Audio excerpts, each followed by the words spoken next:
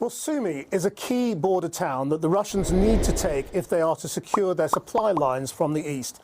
Sumy too is under siege, and like so many cities, its residents are also paying the price of indiscriminate Russian bombing. Paul McNamara has taken a closer look at one attack that left more than 20 people dead in and around Spartacus Street, a quiet residential road once upon a time in a southern suburb of Sumy. It is tragic, yet typical of countless other attacks across the country. And a warning, Paul will be showing you some disturbing images.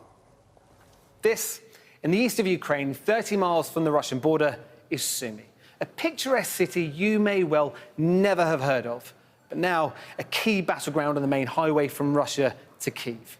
Russia has wrought destruction across Ukraine. Here in Sumy, one small snapshot of the suffering unleashed.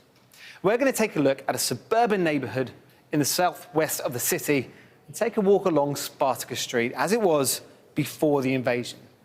The people that lived here aren't wealthy, but there are signs that life was, until recently, improving. Well, here it is today. Battered by artillery, but still standing. As you look around the street, it's the same with number 10 Spartacus Street. Number 8 has completely vanished. All that remains of the lives once lived in this home are the bodies sprawled out on the street in front of a wall that no longer exists. A walk along Spartacus Street now is a walk among the tombstones.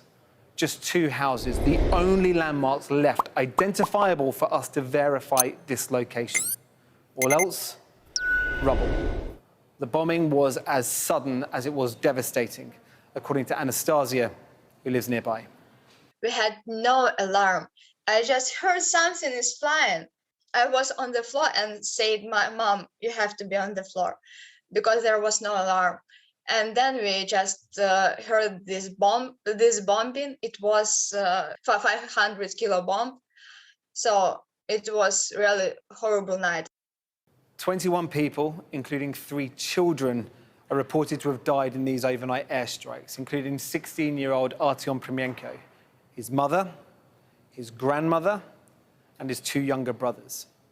Despite Russian attacks, Ukraine says it still holds the city, repelling Russian armour. Thousands of civilians have escaped through safe corridors, but what has happened here in Sumy amounts to war crimes, says the local governor. Sumy and the Sumy region were the first to be hit by the Russian army, and now we understand very well that they are not an army, they are terrorists, fascists. They are people who murder peaceful civilians by bombarding the residential districts and ordinary homes. Russia has now bypassed Sumy in its advance to Kiev. But holdouts like this leave supply lines vulnerable, which means the city is still in Russia's sights. So, despite the devastation already brought down on them, in Sumy, they fear worse is still to come.